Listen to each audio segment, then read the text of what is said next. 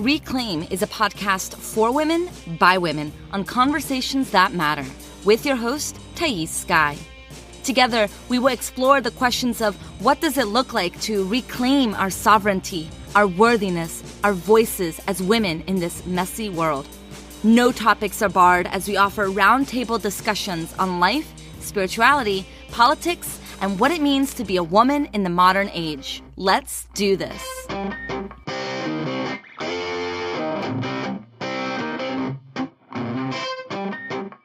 Hello, everybody. Thais Sky here. Welcome to Reclaim the Podcast. I am your host.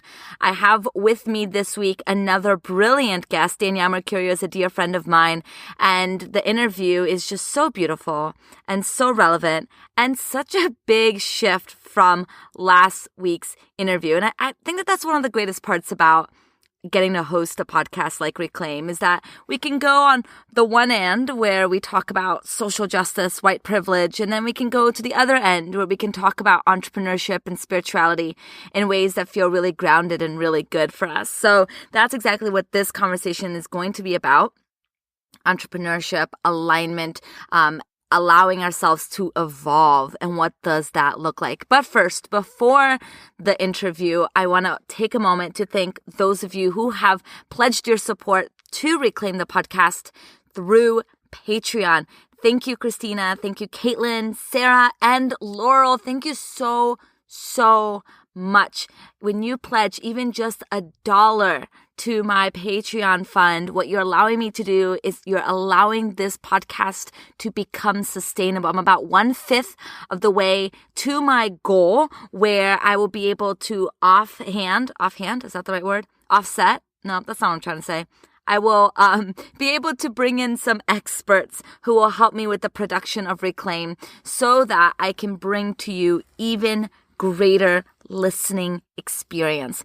So if you're enjoying this podcast, if you want it to keep going, if you're like, yes, this is one of the podcasts that I listen to and I really honor the conversations that are had here, please consider supporting us on Patreon. All right. You can just go to patreon.com/Thais Sky. It's also in the show notes. One of the things that has been coming up for me recently is, many of you know, I am in grad school and I'm spending a lot of time learning and transitioning into a new phase in my life where I'm learning to become a psychotherapist. And while I'm not clear what that looks like in the grand scheme of things right now, it means that I'm really committed to focusing on what's in front of me, to focusing on my full client load, to focus on the women in Worthy Women Rise, to focus on what's here. And so one of the things that has kind of been placed on the back burner is showing up online, is showing up on Instagram, showing up on Facebook.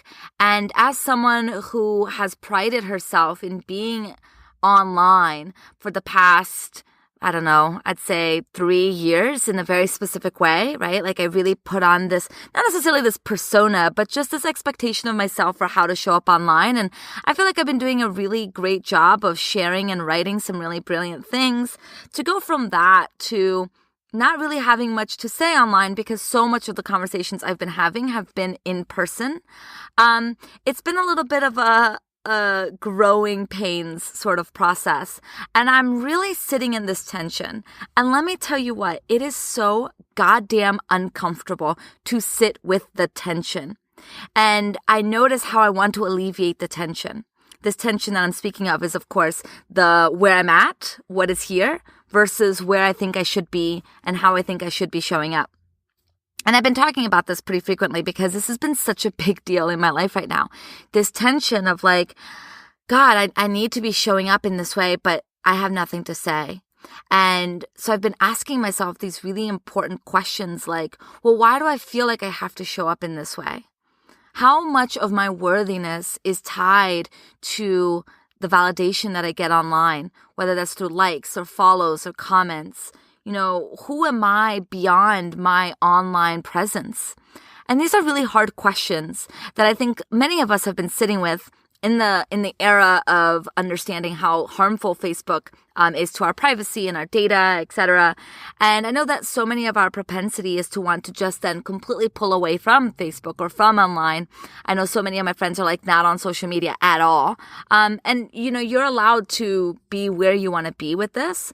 For me, I just know that if I were to completely shut off being online, if I were to say tomorrow, like, hey, I'm going to be on a 2-3 month sabbatical from social media, while that would be a great gift in many ways it would also it would be alleviating the tension without addressing the tension. Does that make sense? Like, I think right now where I need to be is with the tension. That's just my experience. Maybe I'm a masochist. I don't know. But there's something here for me. There's something in this tension for me. And I'm hoping that on the other side of this will be a deeper, profound understanding of how to show up online and social media in a way that doesn't contribute or take away from my worth as an individual. And as many of you know, I do a lot of work around worthiness. I've created a framework, kind of a model, a way to understand that deep sense of unworthiness that we experience called the worthiness wound. This is a central component of the work that I do with women, and particularly in my group program, Worthy Women Rise. So I know a lot about worthiness, and I know a lot about unworthiness. And one of the things that I know to be true is that while it feels very, very real, and we're so allowed to have it feel real, and I would never, ever want to take away how real it feels, both for myself and for you, it's not true. It feels real, and we have to honor the parts of us that feel like it is real and feels like it is true, while also holding on to this idea that it is not true. Right? And so how can we do that? Again, this is the tension. This is the work. Can we hold two juxtapositioning things together without making meaning out of either one of them? Can we hold, on the one hand, our desire to be good individuals, and on the other hand, our desire to be selfish? Can we, on the one hand, hold our well intentions, and on the other hand, hold the fact that we've made harm and that we've been harmful to people? Right? And neither one of them define who you are as a person, and neither one of them gets to destroy you. Like you get to hold both. And the more that we can actually hold the complexity of every part of ourselves without trying to say, well, this one is who I am, right? The good one is who I am. The bad one is not who I am. Or the fear of maybe that the bad one is who you really are, so you try to hold on to the good one, right? The more that we can be equanimous, is that a word?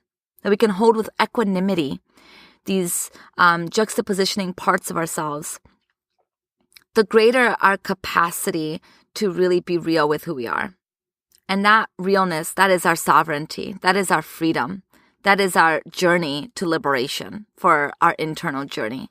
Because the more that we can hold the complexity of our own being, the more we can hold the complexity of the human experience and other people's beings, right? Because the world is so complex. In social justice, it's very easy for us to say, well, that's bad because that caused harm. But then when we try to understand that story of what happened there, we realize that they were also a victim of something bad. And that victimization is just as inherently worthy as the harm that they caused. It's so complicated. And our culture teaches us dichotomous thinking. It teaches us linear thinking. It teaches us hierarchical thinking. And these types of thinking styles does not allow us to truly develop into a person who can experience the full spectrum of the experience of being human.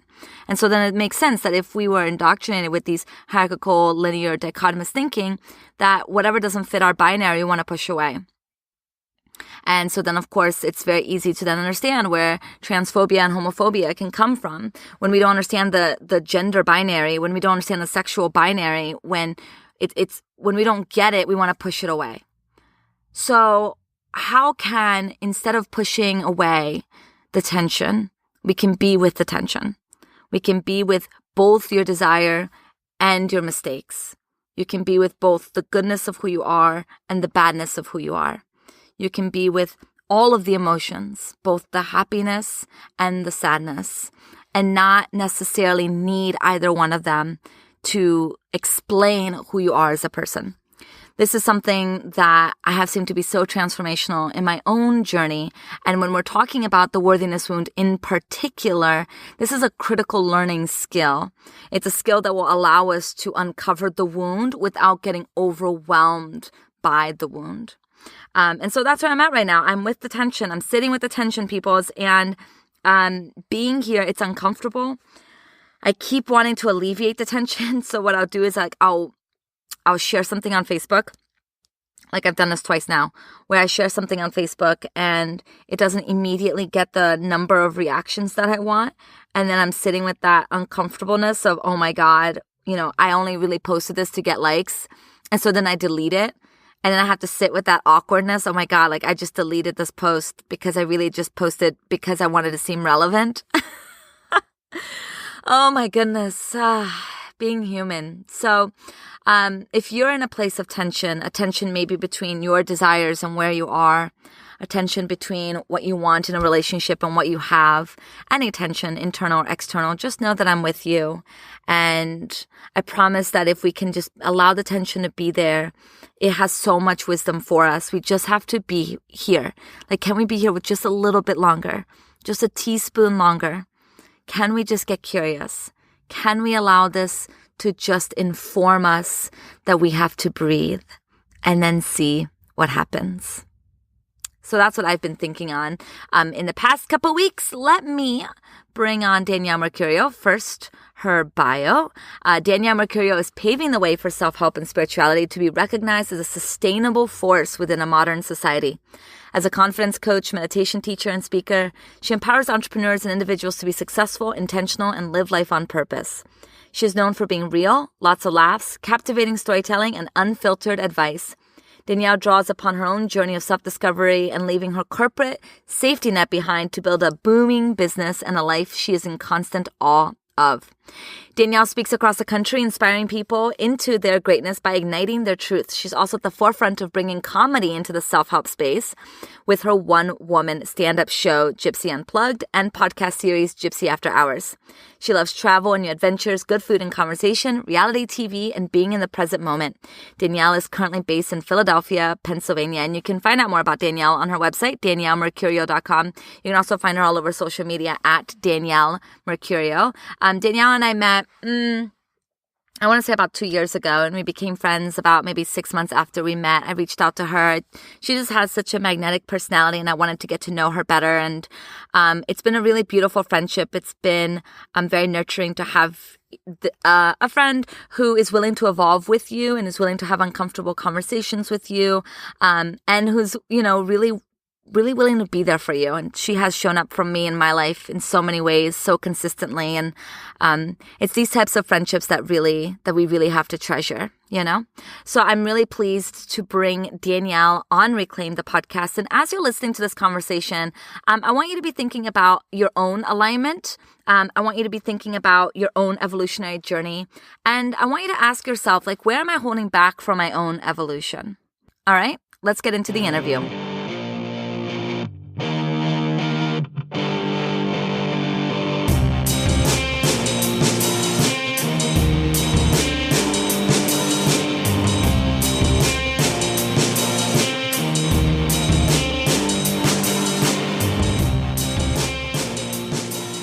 Danielle Mercurio, welcome to Reclaim the podcast. It is such a pleasure to have you. Thank you. I love that little tone you take on when you introduce me. I was just excited. I mean, we've been friends for a long time. I interviewed you for my previous podcast before Reclaim, and it was kind of a no-brainer that I wanted to have you on and continue the conversation. And then here you are. I'm here. Yay. And it was, so fabulous having you as one of my first debut interviews of my podcast. I know. That was such a good conversation. It really was. Yeah. Well, I'm excited that you are here. And I want to dive into some of the experiences that you've been having lately and stories that have been unfolding in your life. And I want to be vague book. I want you to go wherever you feel called to go. Okay. Jump in right now. Yeah, just go. Here and now. Open it all up. Take all my clothes off. That's it. You know, I was Perfect. already doing it. Yeah, I usually wait till it's like after 8 p.m., but that's okay. No. I'm going to start now. So yeah, I mean, I'm sure, the generic intro that you gave, that I gave to you, right, gives that tone of, yeah, I've been in this industry for a while. I've been working, my way through my journey of trying to be a life coach, and then, being an entrepreneur at the same time. And then, identifying myself within the spiritual community that I was in. So I feel like, it's so interesting because I've had a lot of successes in being able to go on my own and do this work and be abundant and, make a name for myself per se. However, there's been this crazy underlying feeling for the past 3 years of, when is it really going to feel right? When is it really going to feel like this makes sense? Because while I've had success and I've had fun and it's been, amazing in so many ways, and while I love being able to work for myself, I keep feeling like, okay, here I am acting as, and that's what it kind of felt like, acting as an entrepreneur, acting as a life coach, acting as a thought leader, acting as a speaker, and making headway, making an impression, helping people. I genuinely realized that. But there was just this deeper underlying feeling of like, it's still not there yet. You know what I mean? Mm-hmm. Yeah. So this past fall is like when it really kind of started to come to a head and it was starting to affect me physically. Like my body was starting to react in a lot of ways. I like finding like cysts on my body, like really bad tension headaches, problems with my jaw. I messed up my right shoulder. Like it literally like one thing after another. Like I can't tell you since September, the last time I had a week where I literally felt no physical pain.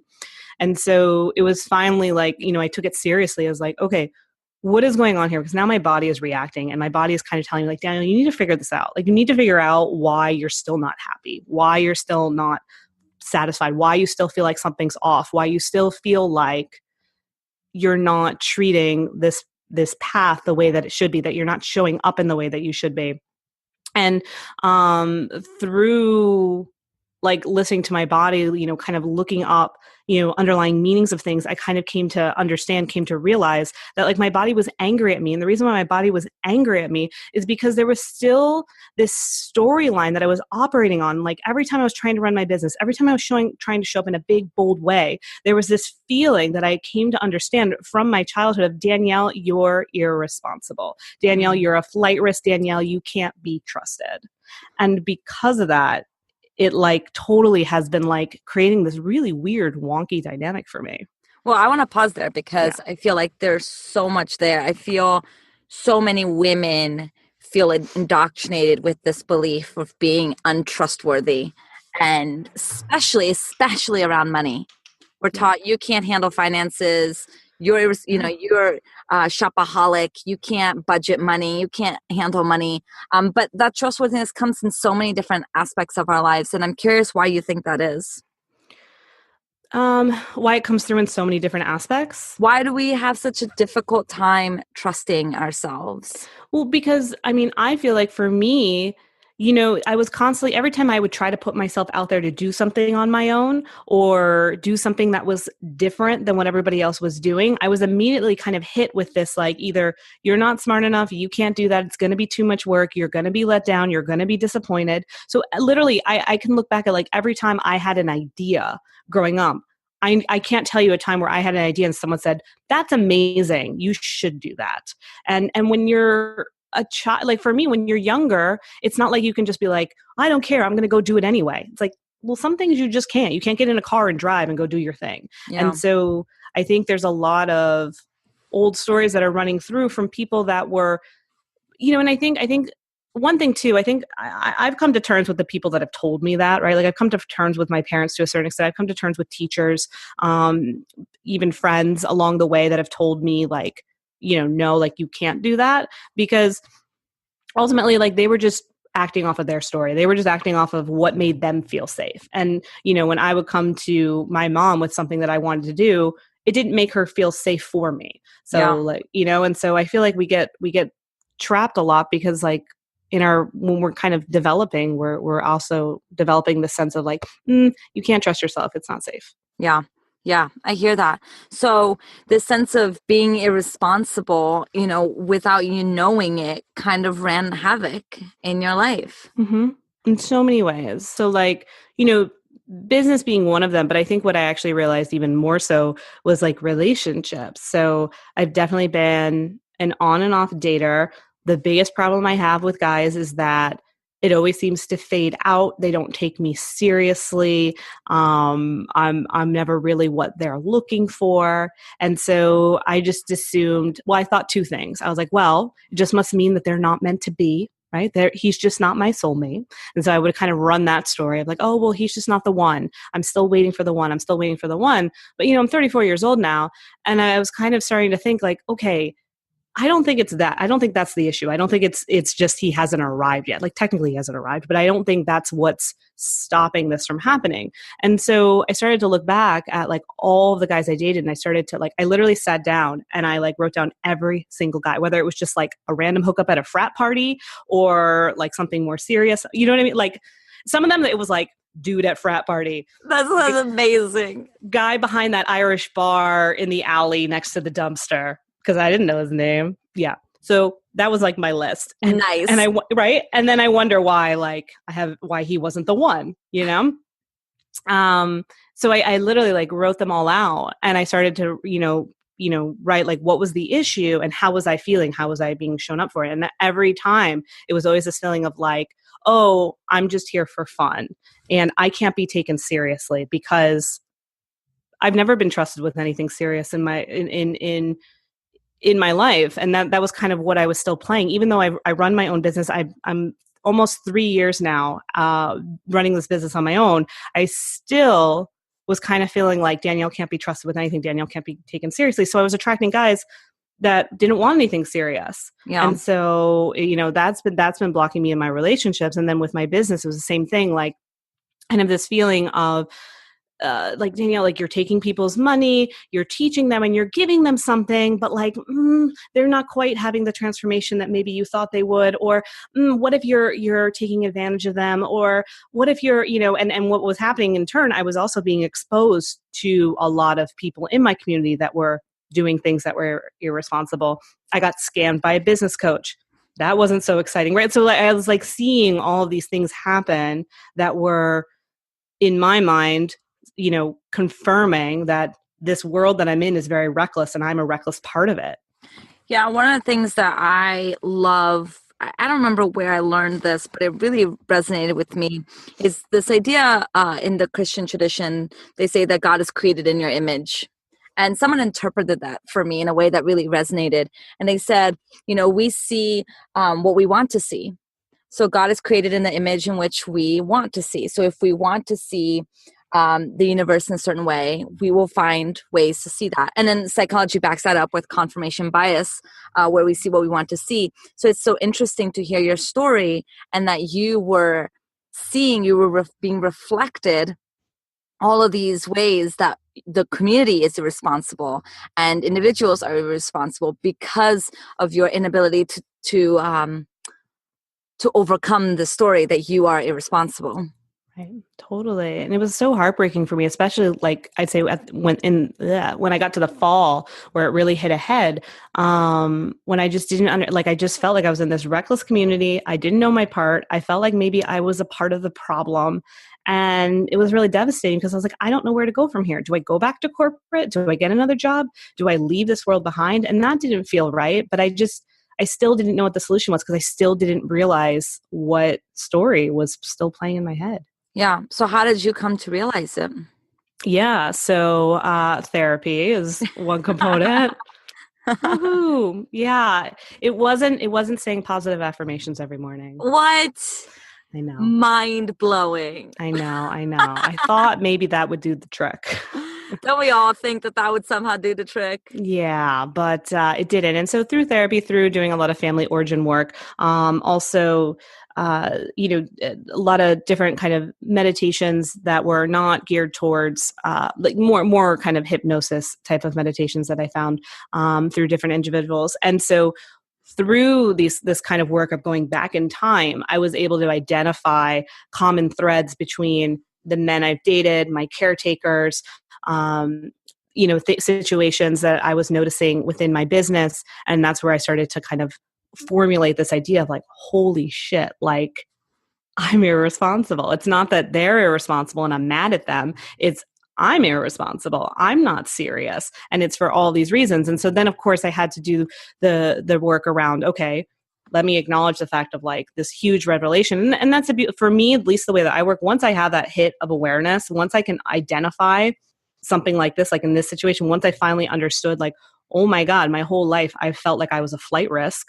And so, of course, now that's going to create a codependency on my business, on my relationships, on the way that I show up in the world. Even though I have this big, beautiful gift, I am very talented. And I do know that deep down. I know that I'm amazing at what I do as a coach and as a speaker. However, it means nothing if I am constantly showing up with this underlying like notion of you're a flight risk. What is like your talent can't save you. And I think I was hoping that maybe it would. That is so good. That is so good. Because I see in the entrepreneurial space, people really hope that if they are just talented enough and if they just put enough time, money, energy, and effort into their business is going to take off and it's going to save them from the pains and challenges of their lives.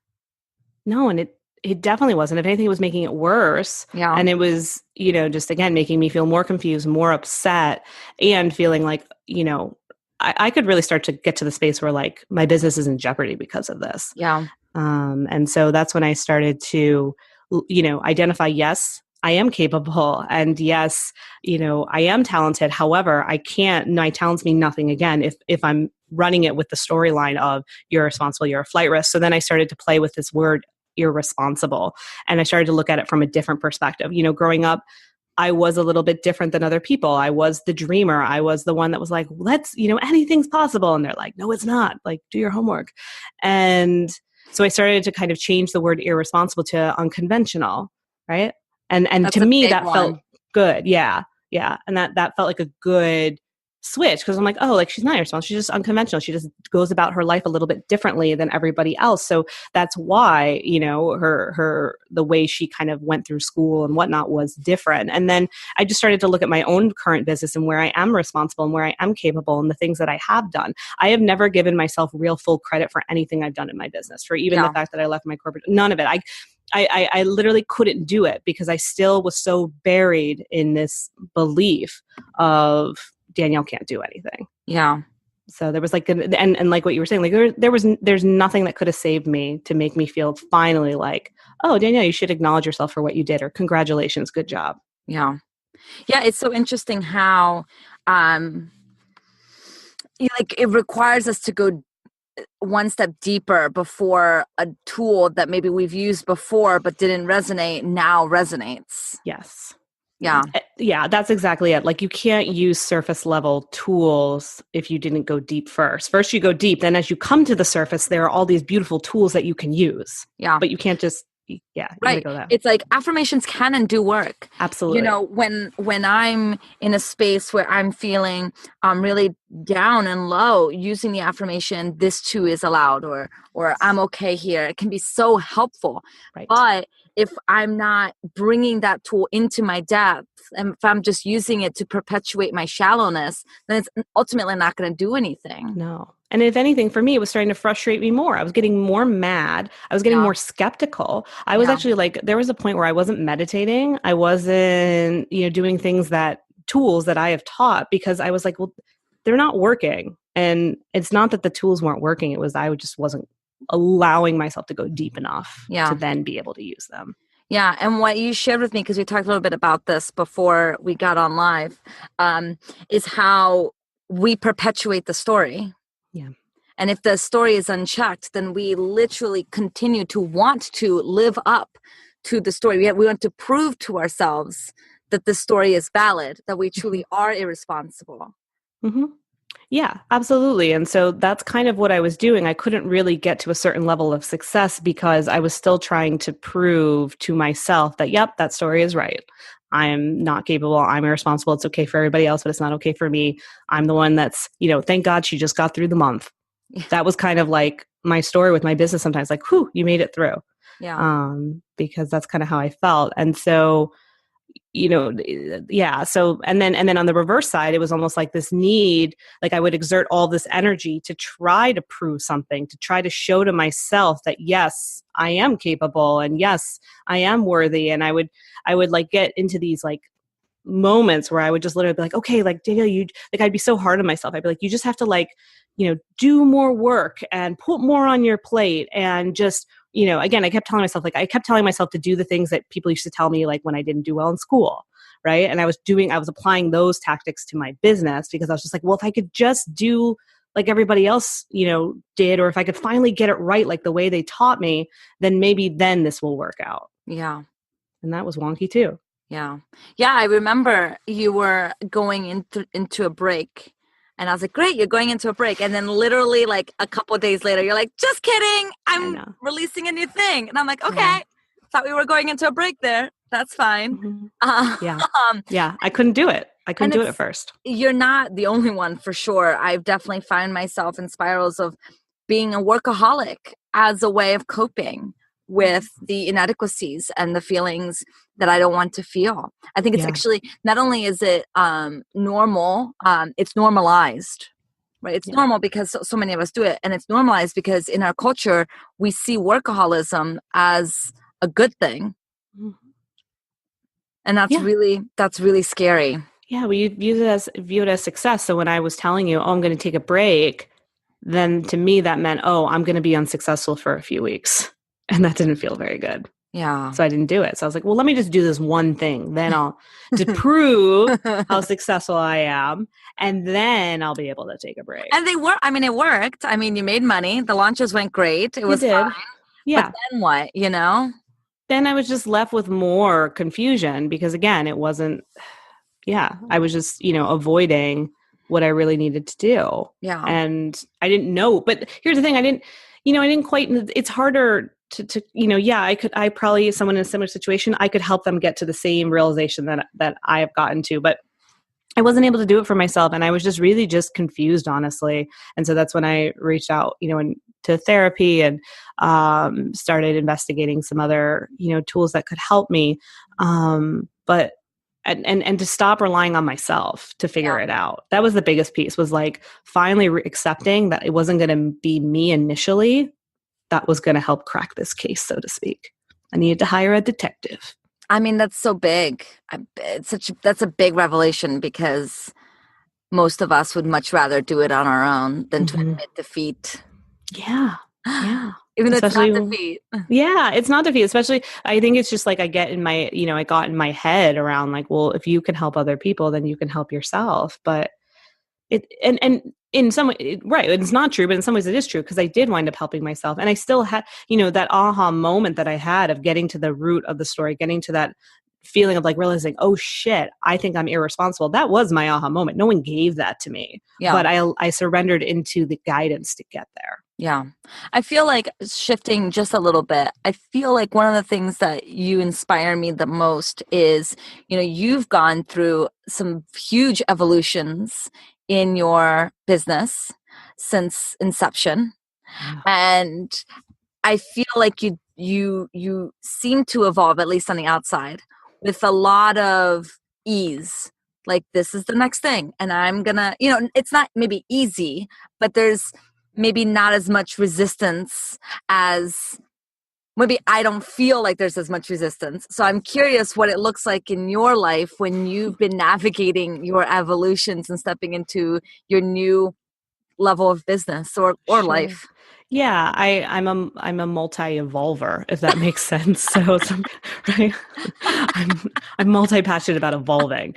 So I'm evolving my business like all the time, because part of it is like I just get bored, to be honest, and so I like changing things up. But a lot of it has to do with, sometimes I just feel like it's like all like kind of a train wreck, and so that's how I see it. It's funny because internally I'm just like, oh man, like what do I got?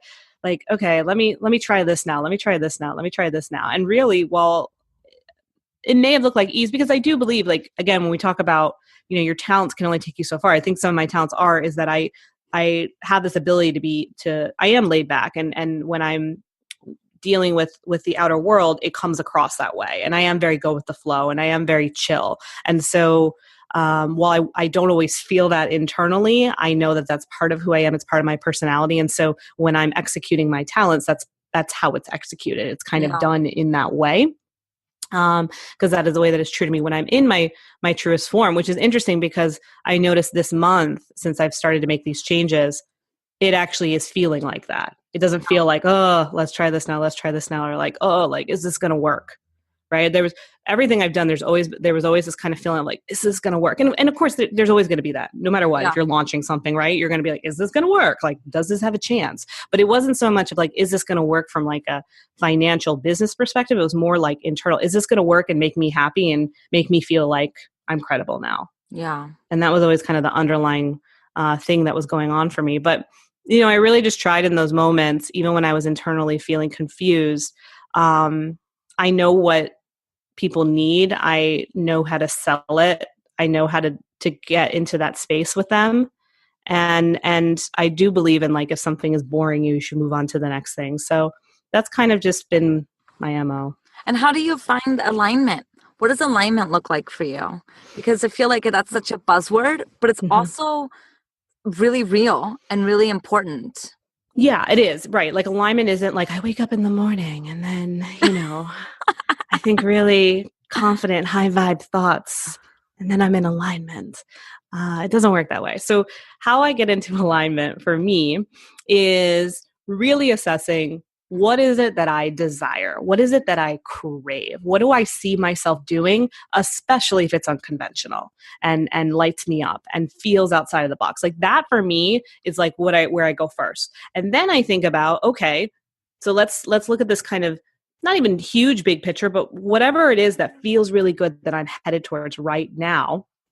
Where's my worth connected to that? Is my worth still in that space of, oh, that would be irresponsible, that can't be done, oh, that's going to be too much? Or is my alignment in the space of like, fuck yes, that's exactly what you're supposed to be doing. That's exactly how you exude your power. That's exactly how you're unconventional and capable and responsible. Like these are all the moves in the right direction. So for me, getting into alignment is getting into the subconscious power that I know I am capable of, that lights me up, that feels like ease, and then connecting that to whatever it is that is in front of me, and not just business, right? Like I've been using it for relationships, and I've been having more success in that realm than I've ever had because of it. Yeah. I just, when I think about shifting our stories, and when I think about stepping into a new version of ourselves, it always feels like stepping into greater alignment. But it's just so fascinating how much we want alignment, and yet we resist taking the next steps or doing the work that's going to take us there. Well, that's because the work is ugly and it's gross and it's uncomfortable. I mean, there were times where I have had, like in the past, like even like 2 weeks ago, I would be lying if I said I didn't have like a really dark day. But it's like, as you're working towards alignment, part of what you have to do is feel the emotions that are coming out to get into that alignment and let them do their thing. Let your like emotions work for you, and don't feel like, and this was a big BS thing that I used to follow in the world of like law of attraction, was like, if I'm feeling something negative, I'm blocking my manifestation. And now I realize it's the exact opposite. If I'm feeling something negative, amazing, I am on the brink of my manifestation. So I look at it from the other way around now. So before I'd be like, oh shit, I'm feeling bad. I need to go positive. I need to be happier. I need to figure this out right away. And instead now I'm like, I'm feeling anger, I'm feeling resentment, I'm feeling fear, I'm feeling low vibe, whatever it is. And I'm like, awesome, like I'm getting closer. So just be with this, let it work its way out, and realize that it's getting me that much closer to what it is that I want. That expectation that the law of attraction puts on women to feel happy and high vibes is so toxic. It's so bad. It's literally like, it's just as bad as negative self-talk. It's just as bad as self-judgment. I saw somebody on Facebook share that they were not going to share this because it was low vibe. And the share was that this person felt confused about why this male figure was speaking at a conference. And apparently this male figure, who I don't know very well, is kind of a toxic person, and the conference is predominantly for women. So she's calling out something very real, which is the ways in which we continue to perpetuate misogyny and patriarchal values and toxic masculinity in spaces that are supposed to be for women and to support women. This happens all the time, especially in the self-development world. So she's calling out something important that needs to shed light. We need to talk about this stuff. But her fear was, I'm being low vibe, I'm being negative, and I hate talking about negative things. And that really breaks my heart, because if we're not talking about what isn't working, how can we get to what is going to work? Absolutely. Yeah. And also too, one thing I realized, like, we need range. Like, if you're going to the movies, most likely you're not going to see a movie that's going to be happy and positive and lovey-dovey the entire time. Yeah. Once in a while, like, right, there's romantic comedies, and maybe if you're one of those people that just will only see movies like that. But even in those, like, lovey-dovey romantic have to be comedies, the heartbreak first. Right. There's always the disappointment. Right, there's something, right? There's some shocking thing. I mean, I just saw like 3 billboards the other day, and that will give you every emotion that you need and then some. But what I say that because, like, I think so many times people think, especially if they're in a leadership role, in the community, that they have to be positive, that they have to be the bearer of light, that they have to be making everybody feel better and feel good. But that's not what people are always looking to feel. And just like you said, that's not how we're going to change the conversation. But like, we know that because we can look at even entertainment. And when we look at entertainment, we're not even looking for just positive. So why would we be looking for that in the self-help community? Yeah, no, that's totally valid. That's totally right. And I feel that I love that you said that range, because you're right. Why would we deprive our quote unquote followers, the people in our community, of their range? Mm-hmm. Why would we do that to other people? So if we want to give them full permission to experience their full range, that means we not only must experience our full range, but we also have to share that and talk about that. Yeah, absolutely. And it's, and what I find that the more that I share from that space, from that range, the more people reach out to me and say, thank you for helping me come to my own conclusion. Thank you for letting me see something I wouldn't have seen if you were just shedding the sunlight to me. There's so many people that say, like, thank you for not just, like, thank you for the days that you are super cheery, but also thank you for the days when you're not, because it's giving me that space and that permission to explore what I need to explore, my range. Yeah. Yeah. Well, and I think it makes sense that, we've kind of co-opted manifestation to mean only love and light when we're coming from our ego. Right. I mean, I see every industry, there's a good dose of ego, because there's humans in every industry. And so it makes sense that the first iterations of the spiritual community, and by first iterations, I mean the first, the new wave is always filled with ego, and then hopefully we get to go deeper. But It's our responsibility as leaders to make sure that we're addressing that depth, or else people are going to continue to be stuck in that space of only believing the love and light. Exactly.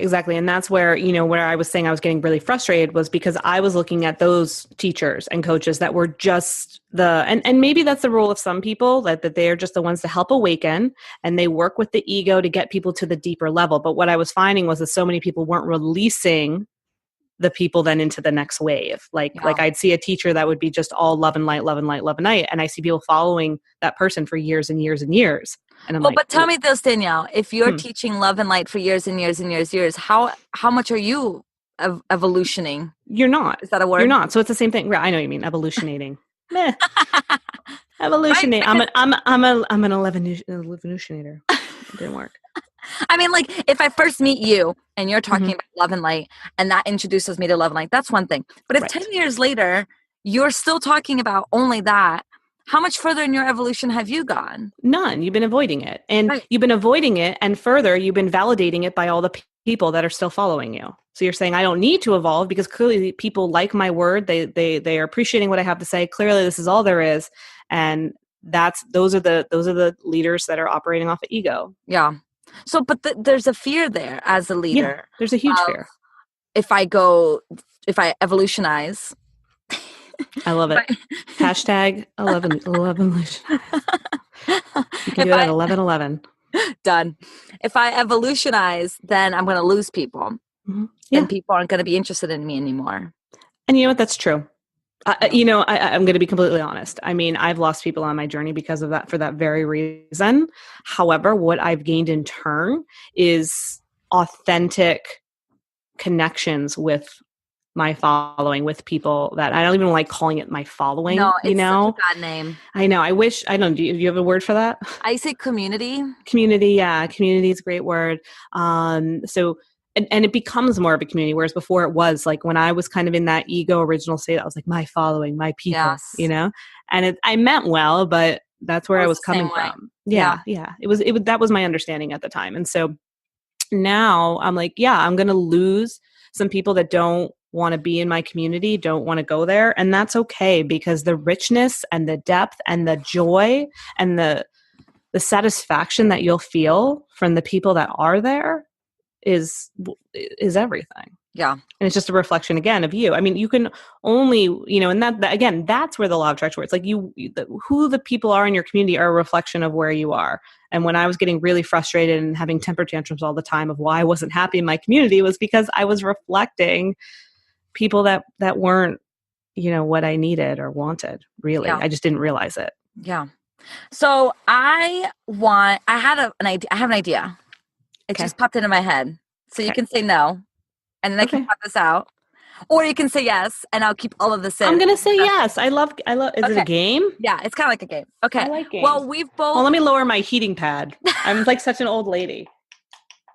Okay. Now I'm ready. Okay. Well, we've been in each other's lives for the past, I'd say, year and a half? 2 years? Yeah, give or take. Yeah, and we've seen each other evolutionize in some cool ways in the past 2 years. So I thought I would go first and you would follow me, and I would share with the community and with you my favorite parts about your evolutionary journey and what I have seen for you. And then you can do the same for me. I love it. It's so like Hallmark Channel.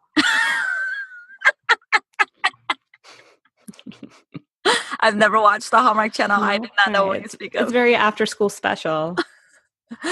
Okay, so this will be the Hallmark edition. Yes. Okay. I can't say it. I'll evolutionize. I can't do it. Evolutionize podcast. Evolutionize. Okay, so I'll go first. Okay. So I think my favorite part of your journey of the past 2 years is I find that you have started maybe to find a way to really be grounded in who you are without needing to prove yourself to the world, embellish yourself to the world, make yourself appear bigger than you have to be. And that has been so beautiful to witness that for you, because I've always loved your work. I've always loved your message. But at the beginning of our encounter, I felt like it was a little shallow.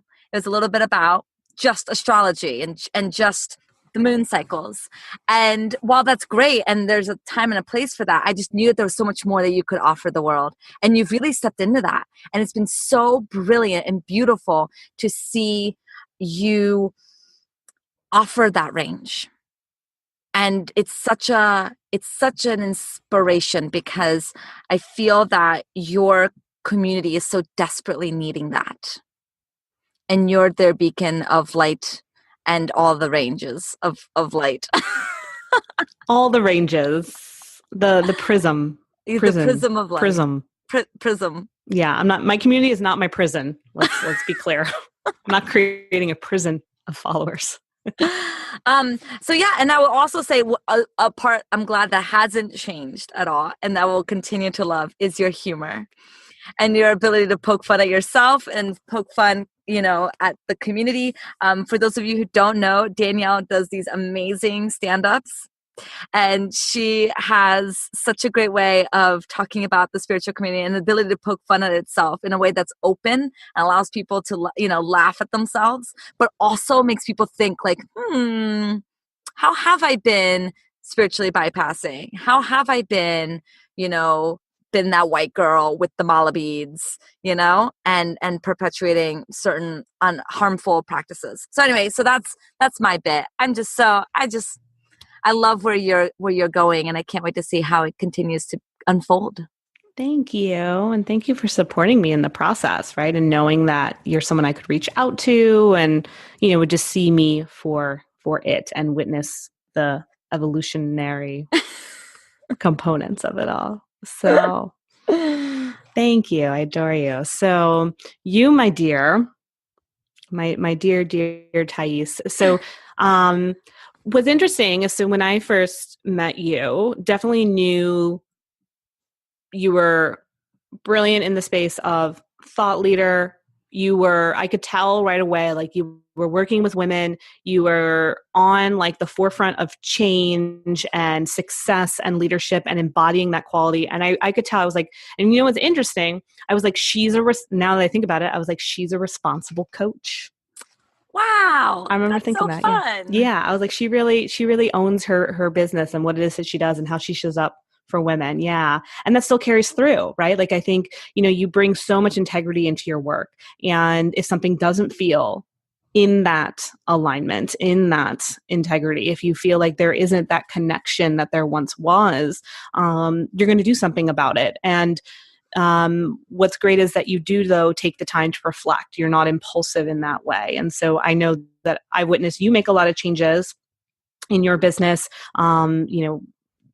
separating from certain situations and whatnot. You didn't do it impulsively. You didn't just kind of run away and be like, this isn't serving me. You really were like, okay, this doesn't feel in alignment and this scares me. Yeah. And it scares me for these reasons. And just being willing to be with that and sit with that and be in the space. I really admired the time off that you take and the exploration, and that I find remarkable from just a personal development space.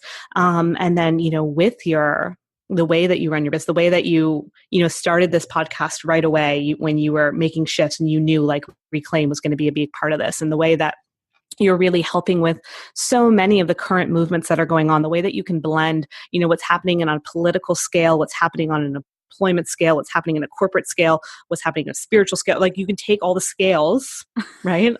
You have scale range. I take all the lights, you take all the scales. Weight loss too, right? Let's get literal. And you're able to morph them into something really special as it aligns to our own healing, our own need to be heard, be seen. And it's taken such a beautiful turn. I think you've always been the one to help women be seen, but now it's done for ways that are really rooted in who they are and really going to help them be a catalyst in a way that will change them for, honestly, I believe, like the rest of their lives with the way that you do what you do. So, oh my goodness, this friendship means the world to me. Yeah. Okay. So what's next? Where are you feeling? What is what's unfolding for you now? Yeah. So, definitely a lot of different changes in my business. Astrology is something that is being phased out. And so I can focus more on helping, individuals either within the spiritual community, but also, entrepreneurs in general, helping people really get back to their purpose and learning how to identify how to really take ownership of it. Yeah. I think it's so important to understand what it is that you want to do. I think it's important to understand what your limiting beliefs are, but then what?